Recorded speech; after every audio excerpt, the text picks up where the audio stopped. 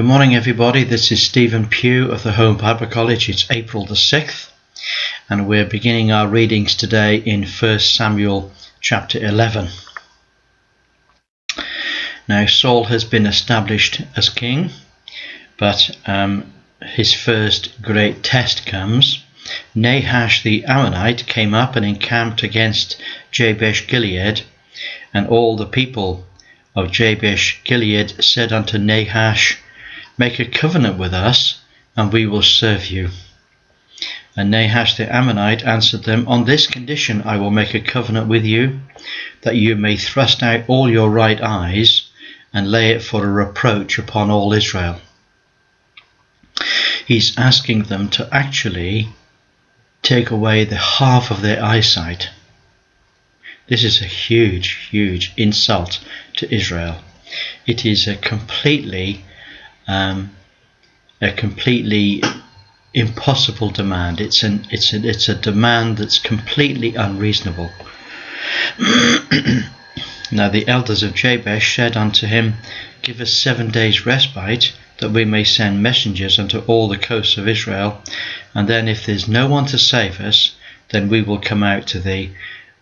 The messengers came to Gibeah of Saul and told the tidings in the ears of the people, and all the people lifted up their voices and wept. And Saul came after the herd out of the field, and Saul said, What's the matter with the people? Why are they weeping? And they told the tidings of the men of Jabesh. And the Spirit of the Lord came upon Saul when he heard those things, and his anger was kindled greatly. You know, this is a matter of great rejoicing. Suddenly, the Spirit of the Lord comes upon Saul when he heard these things, and he was greatly kindled in his anger. Wow. And he took a yoke of oxen and hewed them in pieces, and sent them throughout all the coasts of Israel by the hands of messengers, saying, Whosoever does not come forth after Saul and after Samuel, so it will be done to you as unto this oxen. And the fear of the Lord fell upon the people, and they all came out with one consent. And when he numbered them in Bezek, the children of Israel were 300,000, and the men of Judah 30,000. 330,000 men gathered to Saul. And they said unto the messengers that came, Thus shall ye say unto the men of Gilead, Tomorrow by this time, when the sun is hot, you will have help. You see, they all came to help the men of Jabesh Gilead. And the messengers came and showed it to the men of Jabesh, and they were glad. Therefore the men of Jabesh said, Tomorrow we will come out to you, and you shall do unto us what seemeth good unto you. And it was so on the morrow that Saul put the people in 3 companies.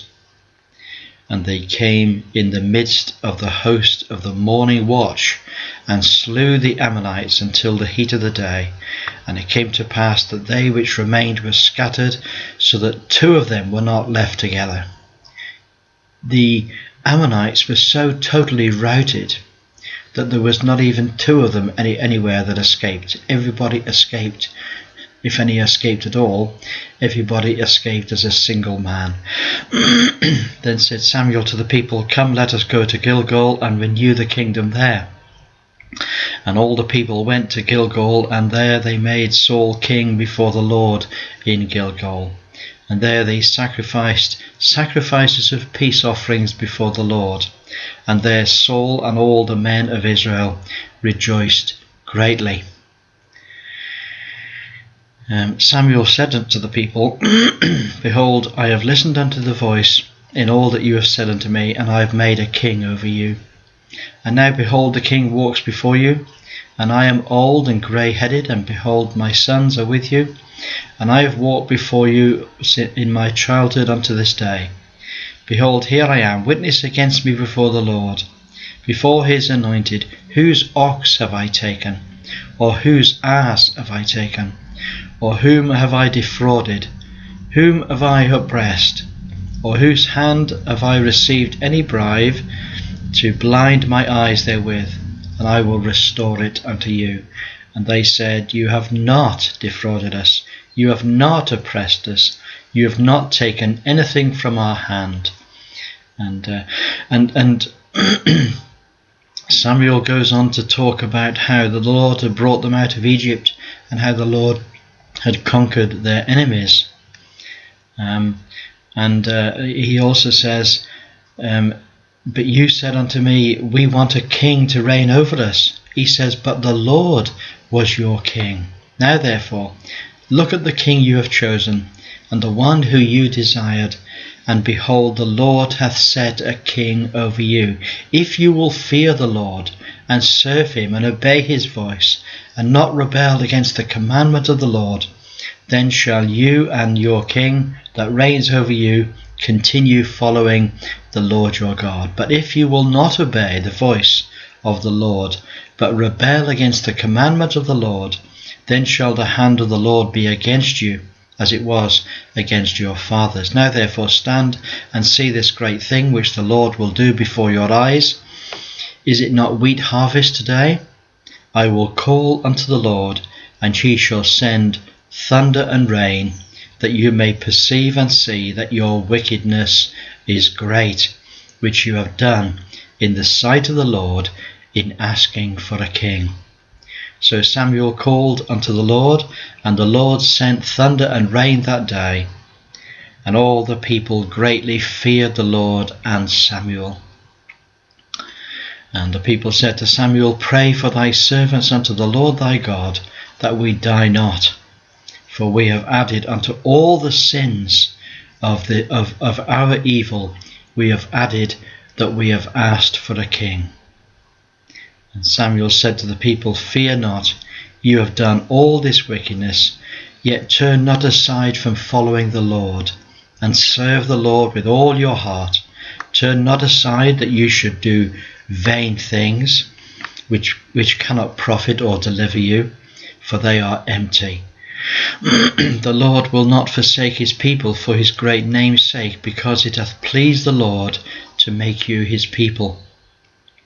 Moreover, as for me, God forbid that I should sin against the Lord in ceasing to pray for you. But I will teach you the good and right way. Only fear the Lord and serve him with all your heart, for consider how great things he has done for you. But if you will still do wickedly, then you shall be consumed, both you and your king. Samuel doesn't mince his words. He outlines to Israel exactly the position that they are in. He tells them that they have sinned in asking for a king. However, they've now got their king, and they are to now fear God, and they are to serve him without question. If they serve him, then he will bless them. If they forsake the Lord, then he will destroy them. You see, living under law was always a matter of the fear of God.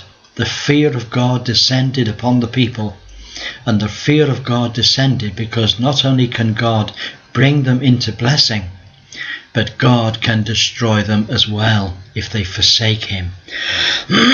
Those who say, let's go and live under the law, let's keep the 10 Commandments, let's pretend that we're Jews. Those who say that, they enter into a fearful state, a state in which the fear of God comes upon them. If they put themselves under the law, they come under the judgments of God. But those who turn from the law and turn to the Lord Jesus Christ in grace and by faith, they discover his blessing is all free for those who put their trust in him. Well, God bless you. Great to speak to you, and look forward to speaking to you again tomorrow. Have a wonderful day. Bye-bye for now.